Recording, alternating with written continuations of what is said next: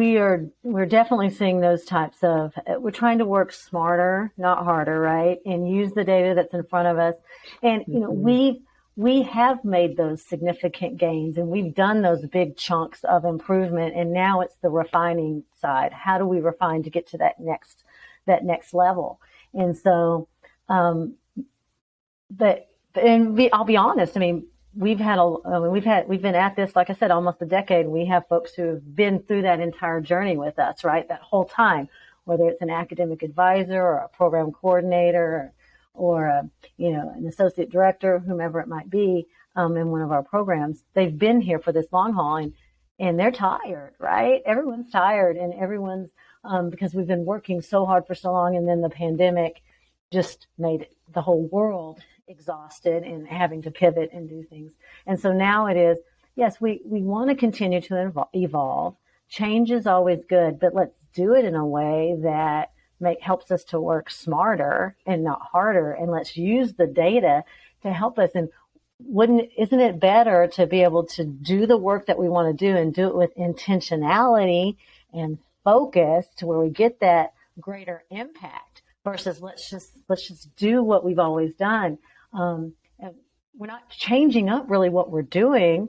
We're just changing up how we're bringing in the students and identifying those students to come in and utilize the services that we have.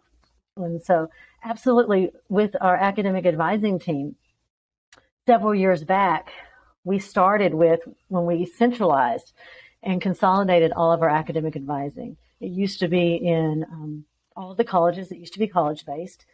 We've had several years now of a centralized type of approach where, again, we use that same kind of basic standards of care concept. And we said all students need A, B, and C. But now we're at the point to where we can say, okay, we've done those big level things, and there's we need to keep some of that. But we also need to now add in those nuances of what your unique caseload, your unique students need, and giving the academic advisors the training and the autonomy and the freedom to be able to determine what that is. We were not there 5-6 years ago. We weren't ready for that. It's a huge, long journey, and you have to be willing to be patient and say, okay, here's this step, and we're going to make sure we get steps 1, 2, and 3 done this year.